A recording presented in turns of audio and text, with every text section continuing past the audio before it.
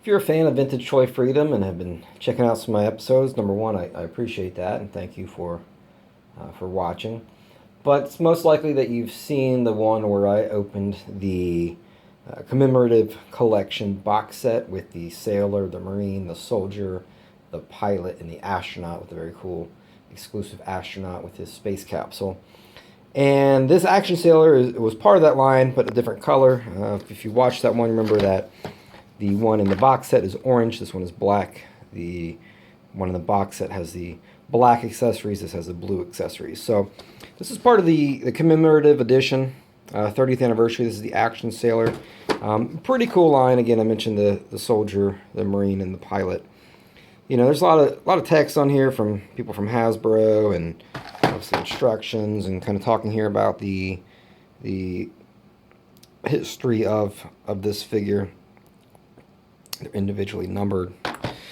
And, you know, in 94, obviously that was the last year for G.I. Joe, kind of in its initial run.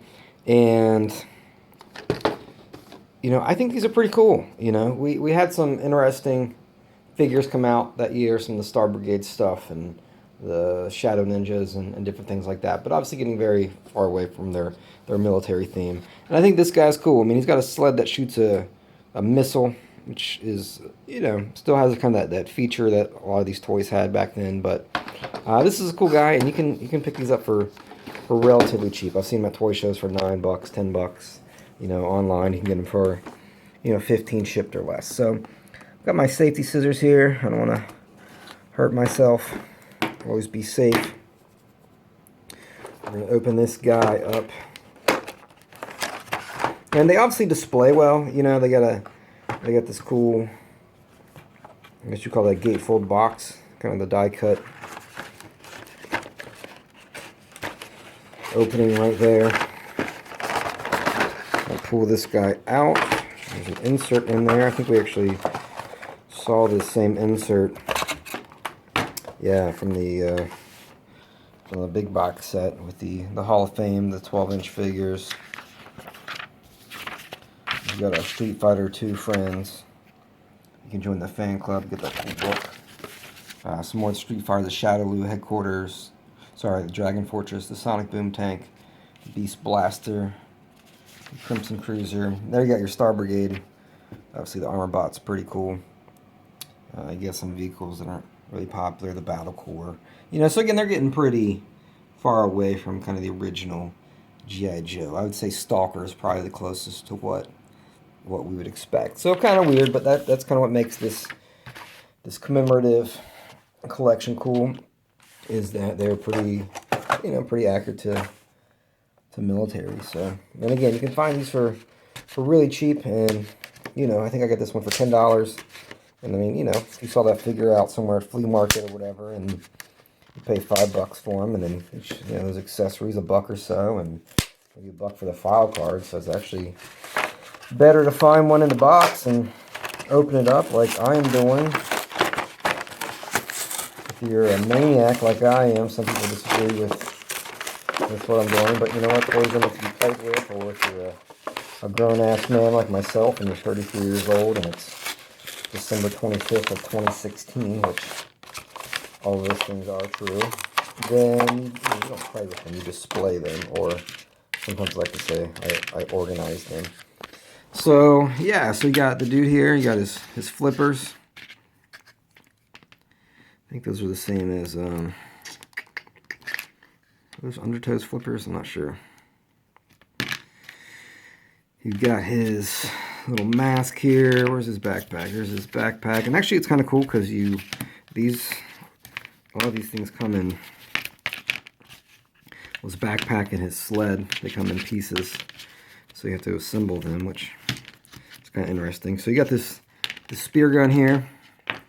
That's hard to find. I don't really see that. I don't really see his accessories too much. You know, you have wetsuits, flashlight here in blue. So that's kind of cool. You know, and that's what's interesting about some of these 93 and 94 figures, is that some of them are hard to find loose, and certainly loose complete. I have not seen this loose complete. I mean, I guess maybe on eBay, but never at a store or flea market or anything like that. One thing that's interesting, I don't know how well, yeah, you can kind of see it in here. There's actually dust. Or what I assume is dust. Hopefully it's not anthrax or Zyklon B or something like that.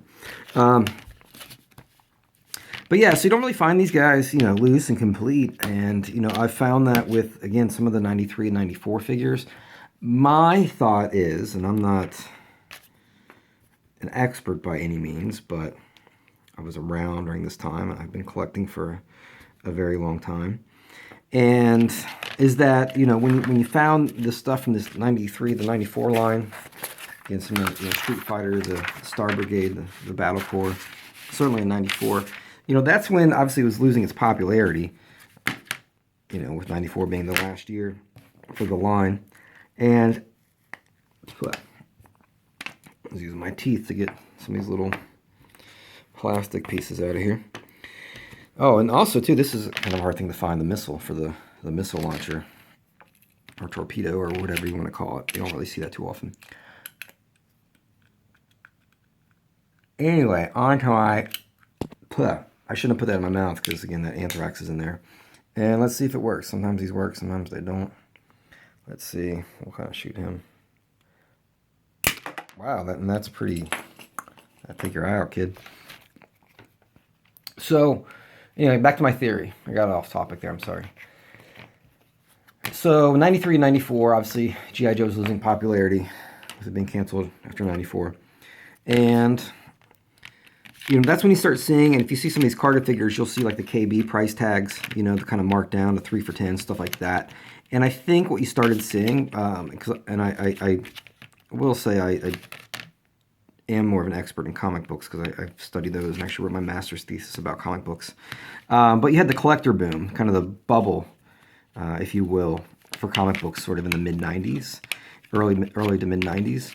And I think in general you just kind of had a collector boom. I mean, comics, I can't speak for coins or stamps because I didn't collect those, but baseball cards, and certainly toys. So I remember going into KB and buying the black and red kind of metallic silver Daredevil suit, the Toy Biz figure, again, probably, 3 for $10 or 2 for $5 at KB at the Florence Mall in Florence, Kentucky. And keeping it on the card, as thinking there's going to be some value. I remember buying a carded Spider-Man animated series Rhino at Big Lots. I actually bought 3 of them.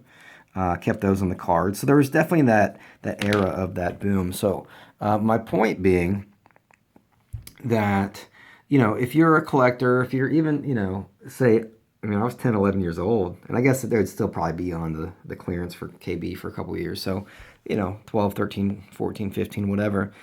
And you saw these figures, you knew that things were worth money, you didn't know what was worth what, so you're just buying stuff. So that's why I think you see, say, for instance, a carded Countdown version 3, which I actually do not own. I don't think he's on there. No, he's not. The carded Roadblock, the carded Duke, that Black Star, that Sci-Fi, that Cobra Commander Space Shot Payload. I've seen them carded more often than I've seen them loose. And again, I think because people pick those up, 3 for $10, 2 for $5, whatever, on clearance at KB, thinking they're worth money, hung on to them, and there aren't too many loose examples of those. There really aren't. They're very hard to find. So, and obviously, they're probably a much shorter run compared to, say, 85, 86, 87 figures when G.I. Joe was at its height. So that's kind of my theory, and I'm really close to a master set, if you will. And one I'm missing, again, is that Countdown version 3, which I think is the only one I'm missing out of the 94 line. I think I'm missing one of the Shadow Ninjas, but he's not hard to find. I just haven't really bought one yet. And I've actually contemplated buying a Countdown version 3 on the card, but I would hate to open that because it's hard to find, and I'd have to spend almost $30, and to me, I don't know, that's kind of a lot. I do have this file card, which is kind of interesting, but yeah, so anyway, so a lot of these, in order to get them complete, you have to buy them on the card and open those suckers up. So here he is on a sled. That's not really how he's supposed to sit on there. He kind of leans forward, which is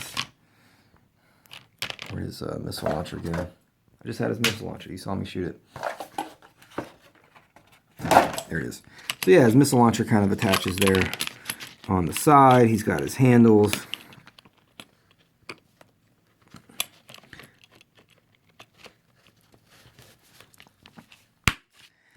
We got this on here. So it's kind of cool. You know, it's blue. The blue's kind of weird.